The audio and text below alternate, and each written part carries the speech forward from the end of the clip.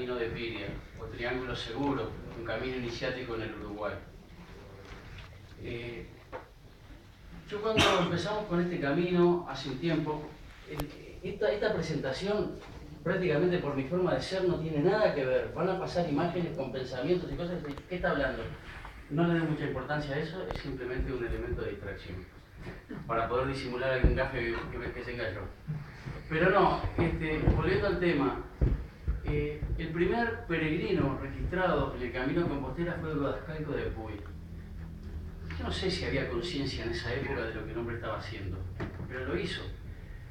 Desde el punto de vista cristiano, que habrá sentido el primer celta, el primer druida que realizó aquel camino siguiendo la serpiente de tierra hacia algún destino incierto, para algunos Finisterre, para otros el macizo central de Europa, que en esa época era la Baraja, que era la tierra emergida de las aguas. Cuando empezamos a pergeñar este tema del camino, fue motivado por el hecho de que estábamos hartos de escuchar la teoría, de escuchar gente que hablara del triángulo seguro, del triángulo de Piria, y con aparente mucha propiedad.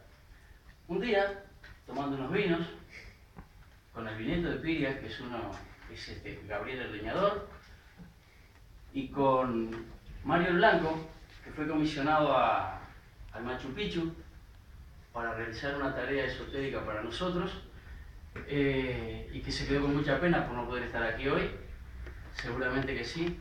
Bueno, tomando unos vinos decidimos que basta de teoría, que teníamos que volcarnos a la praxis, que era una manera de alguna forma de hacer filosofía.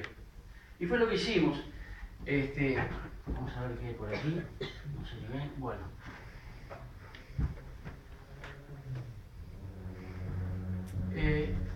Un buen día nos encontró la mañana preparando planos, armando un poquito todos nuestros elementos y determinamos, según lo había acordado Piria, que los puntos a recorrer eran la fuente de agua corriente en la Plaza Matriz, con todo lo que implica la matriz, hasta el norte, hasta Rivera.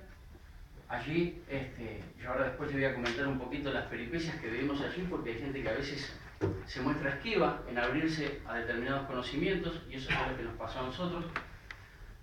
Bajamos a Piriápolis y de ahí volvimos a Montevideo. Yo me hice un poquito una lista, una guía como para no irme por las ramas. En principio tenemos que ver quién era Piria, un hacedor, un constructor, un hombre que a veces hemos escuchado hasta el cansancio ser denostado, porque a veces a quien no se comprende es preferible agredirlo.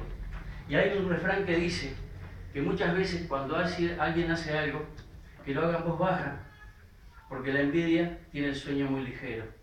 Y eso yo creo que de alguna manera fue lo que le pasó a Piria, que él muchas veces denostaba su propia obra por lo que le estaba costando, por la gente contra la que él tenía que pelear, empezando por el Estado, empezando por empleados, por gente que lo robaba descaradamente y después vendía en el mercado sus productos.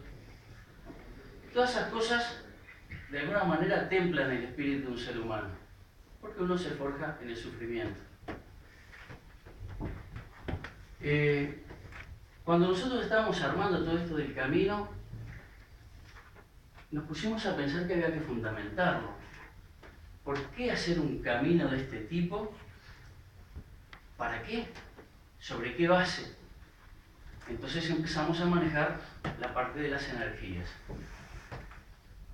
El tema peregrinaje, el rótulo del peregrino,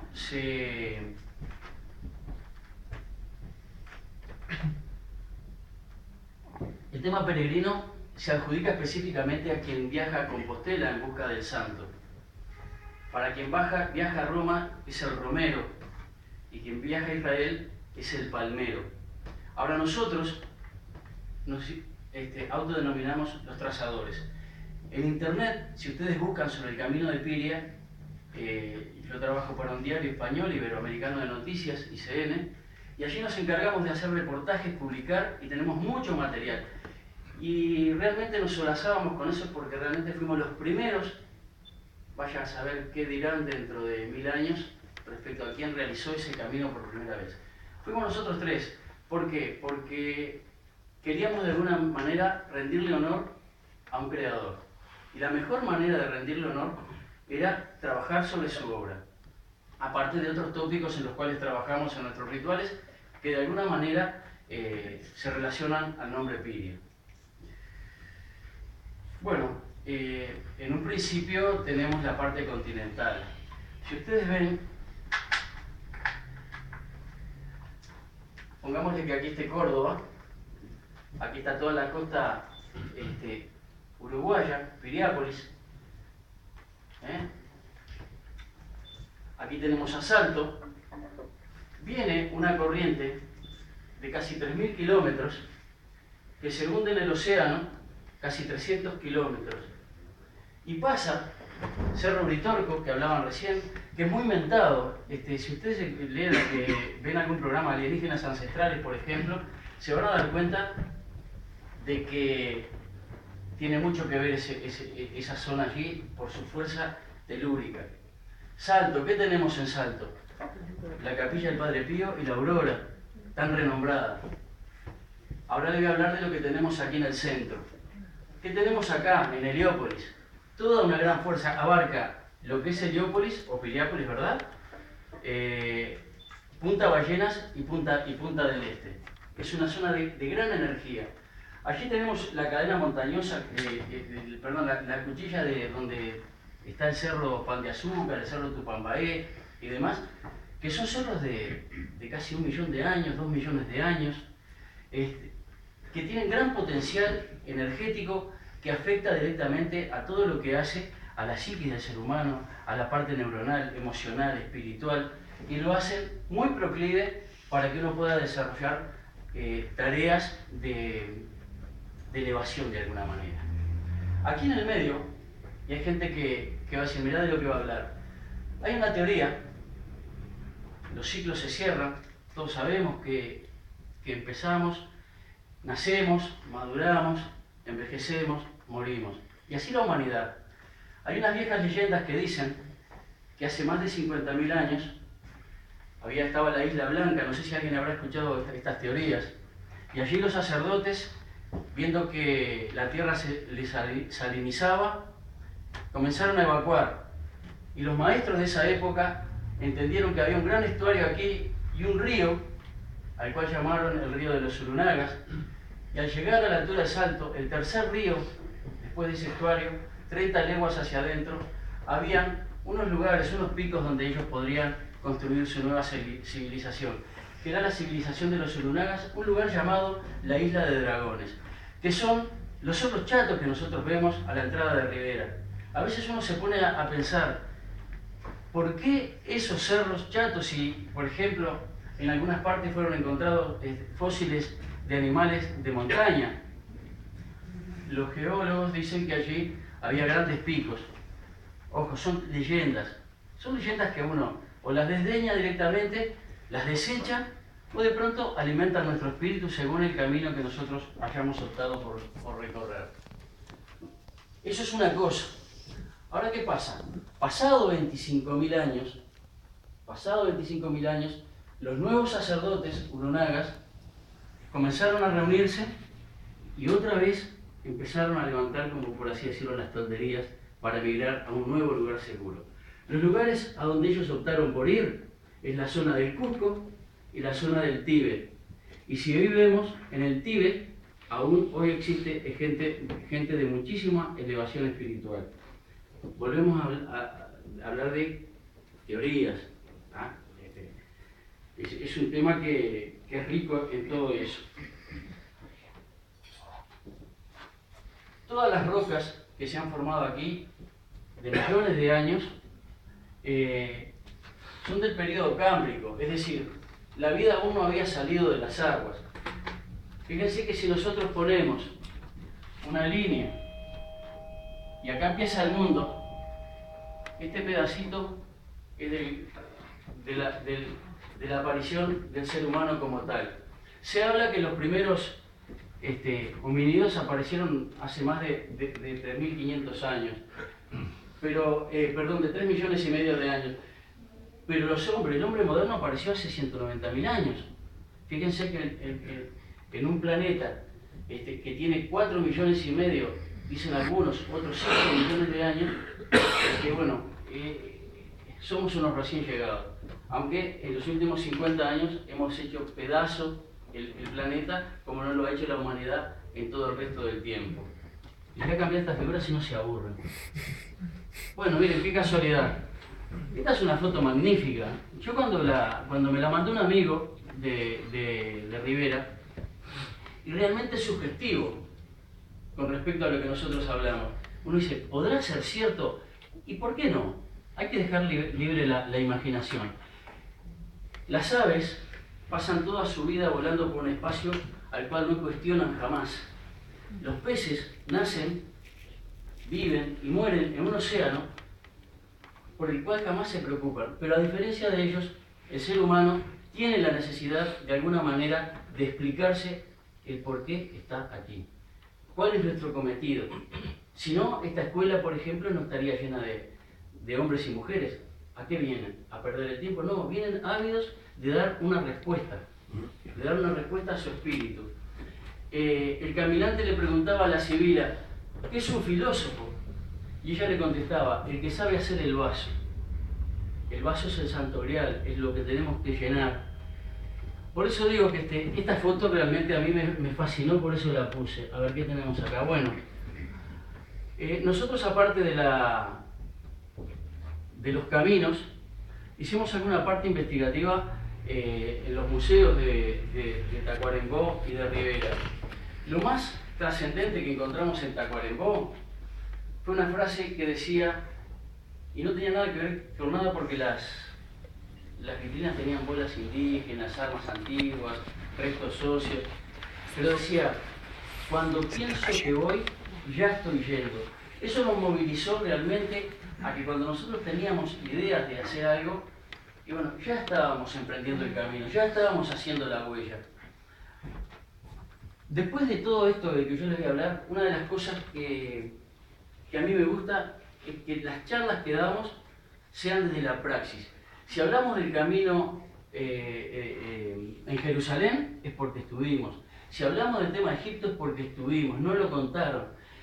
En el tema del Uritorco, hicimos unos trabajos esotéricos de primerísimo nivel y uno realmente vuelve renovado.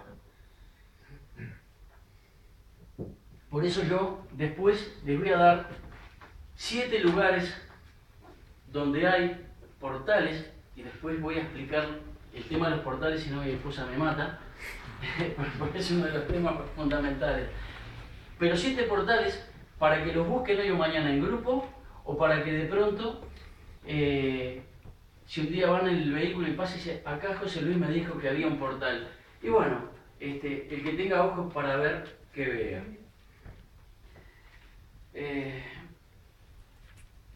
Aquí hay un tema fundamental que uno se basa muchas veces en la parte de la imaginación, de las leyendas, como le hablaba recién de los Urunaga. Pero uno también tiene que ponerse a pensar de que seguramente Piria, cuando pergeñó esto, pensó en las eras por venir. Fíjense que las columnas de la Rambla de Piriápolis, arriba, tienen un globo terráqueo, que ha sido destruido, ha sido erosionado por la acción del viento, por la arena, por las inclemencias del tiempo.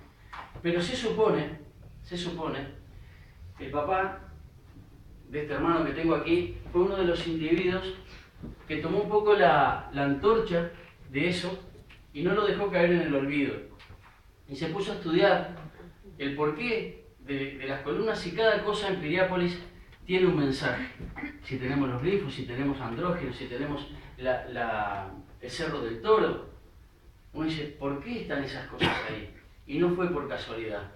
Tan es así que la conformación del Hotel Argentino en una época totalmente anterior tiene la formación y está hablando de la era de Acuario, la era del hombre. Entonces uno dice, ¿era un adelantado? ¿O él como alquimista pensaba venir más adelante para recibir lo que él había sembrado tiempo antes? Entonces uno se pone a pensar y dice, hay que rescatar todo esto. Yo le decía que las columnas arriba tenían primitivamente la conformación de los continentes igual, tal cual iban a quedar una vez que cerrado el círculo, nuevamente se formaran los nuevos continentes y se movieran las capas tectónicas como corresponde, como lo vemos que está pasando a diario. Piria decía que, obviamente, lo vemos en la falla de San Andrés, llamada a desaparecer, porque lo que es desde allá de Los Ángeles, todo lo que es la costa oceánica de América del Sur, Central y demás, está agarrada con palillos. Parte de Argentina también, supuestamente, él se adelantó a decir que habría de desaparecer. Tal vez parte del Uruguay, sobre todo en la parte sur, pero el triángulo justamente determinaba un lugar específicamente seguro, un lugar donde, por la conformación, por el material que había debajo, fíjense que las rocas llegan a una profundidad de 12 kilómetros y se pierden en los abismos continentales, y son rocas de la primera época del planeta, rocas de millones de años. En la Quebrada de los Cuervos, un lugar que ahora en este rato vamos a mirar, hay rocas de más de 2 millones de años. Entonces, cuando uno tiene esa base, bueno, se puede permitir de que estos pueblos de aquí no sufrirán tanto con las catástrofes que vengan en el futuro. Obviamente que las teorías dicen que el planeta tiene para 1700 millones de años más girando y creando vida. Vida, no se sabe si la del ser humano, porque ya vemos a diario el calentamiento global y todo lo demás que pone en riesgo constantemente el hábitat donde el ser humano como especie pueda prosperar. A ver, vamos a ver si seguimos por acá. Bueno, aquí tenemos a Piria, vemos allí a Mario el Blanco y a Gabriel el Leñador, subiendo hacia la cueva del Fénix. Allí es un lugar sumamente fuerte energéticamente, muy poderoso.